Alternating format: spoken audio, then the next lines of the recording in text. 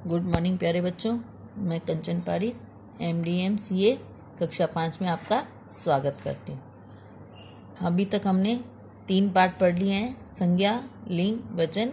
चलिए आज हम सब मिलकर पाठ 4 शुरू करते हैं, सर्वनाम। सर्वनाम के बारे में आपने अपनी पिछली कक्षाओं में भी पढ़ा हुआ है, अब उसका हम विस्तृत वर्णन करेंगे। चलिए शुरू करते हैं। सर्वनाम, ये हमारा पाठ 4 है। सर्वनाम, जैसा कि नाम से ही पता चलता है, सर्वनाम 2 शब्दों से मिलकर बना है, सर्व और नाम। सर्व का मतलब सभी और नाम का मतलब किसी भी व्यक्ति या वस्तु का नाम। चलिए, यानी कि ये 2 शब्दों से मिलकर बना है, सर्व और नाम, यानी कि सभी का नाम।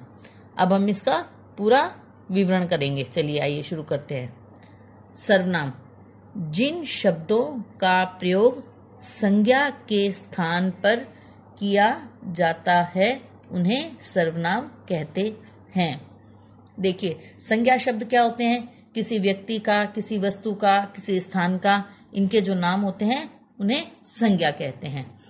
अब हम ये देखेंगे कि बार बार हम संज्ञा शब्दों का प्रयोग न करके उनके स्थान पर जो शब्द काम में लेते हैं उन्हें सर्वनाम कहते हैं। जैसे हम किसी व्यक्ति का नाम लेते हैं कि गोपाल घर जाता है, गोपाल अच्छा लड़का है, गोपाल खाना खाता है, वह गोपाल प्रतिदिन नहाता है। इन शब्द में आप देखोगे कि हम बार बार गोपाल का नाम लेते हैं। ये सुनने में भी थोड़ा सा अजीब लगता है और कानों को अच्छा नहीं लगता। इसके स्थान पर हम ऐसा काम लेंगे कि गोपाल एक अच्छा लड़का है, वह प्रतिदिन नहाता है, वह स्कूल जाता है, वह अपना सभी कार्य करता है। इसमें आपने देखिए, गोपाल हमने एक ही जगह काम में लिया है, लेकिन गोपाल की जगह वह बार बार काम में लिया है। इसका मतलब जो शब्द गोपाल के स्थान पर बार बार प्रयोग लिया गया है वह सर्वनाम है। अब इसका हम पूरा ध्यान से दोबारा पढ़ते हैं। ये सर्वनाम होते हैं। सर्वनाम 7 प्रकार के होते हैं। इसके बारे में हम आगे लगातार चर्चा करते रहेंगे। चलिए अब हम शुरुआत वापस करते हैं ताकि हमें सर्वनाम क्या है वो अच्छी तरह से समझ में आ जाए। जिन शब्दों का प्रयोग संज्ञा के स्थान पर किया जाता है उन्हें सर्वनाम कहते हैं। सर्वनाम कौन कौन से होते हैं? मैं, तुम, वह, वे, उसका, मेरा आदि। ये तो सिर्फ इतने ही है, इसकी जगह और बहुत सारे हो सकते हैं। उसने, उसके, मेरे, मेरी आदि बहुत तरह के शब्द हैं जो सर्वनाम कहलाते हैं। देखिए, अब हम इन शब्दों को ध्यान से पढ़ते हैं। अब बात ध्यान से देखिए, इनमें हमें क्या फर्क नजर आता है। गोपाल एक अच्छा लड़का है, गोपाल प्रतिदिन नहाता है, गोपाल प्रातःकाल घूमने जाता है, गोपाल विद्यालय जाता है।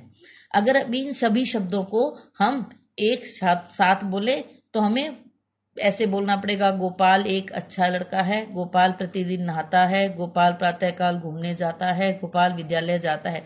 ये सुनने में बहुत अजीब लगेगा। इसकी जगह हम इसे ऐसे पढ़ सकते हैं, गोपाल एक अच्छा लड़का है, वह प्रतिदिन नहाता है, वह प्रातःकाल घूमने जाता है, वह विद्यालय जाता है।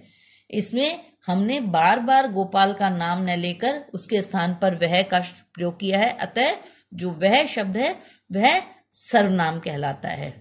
देखिए, अब आगे हम देखते हैं सर्वनाम कितने तरह के होते हैं। सर्वनाम के जो होते हैं 7 प्रकार होते हैं, जिनके बारे में हम आगे ध्यानपूर्वक पढ़ेंगे। देखिए, सबसे पहले आता है सर्वनाम। सर्वनाम के कितने भेद हैं? सबसे पहला पुरुषवाचक सर्वनाम, दूसरा निजवाचक सर्वनाम,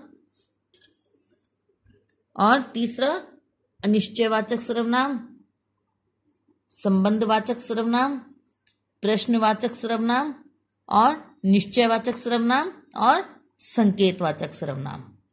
इसमें आपने देखा जो सर्वनाम है वो 7 तरह के हो गए। अब इनके बारे में विस्तृत वर्णन से मैं आपको कल बताऊंगी। आज हम उम्मीद करूंगी कि आप इन सबको अच्छी तरह याद करेंगे और इन सातों के सातों जो नाम है इनको पूरा अच्छी तरह याद कर लेंगे। इनके बारे में मैं कल पूरा बताऊंगी आपको। अब मैं आपको जो गृह कार्य दे, इसको आप एक सुंदर तरीके से याद करने के लिए ऐसे भी बना के रख सकते हैं। आप इसे कलरफुल बनाइए और इसे अपने सामने रखिए और इसको अलग अलग याद करने की कोशिश कीजिए।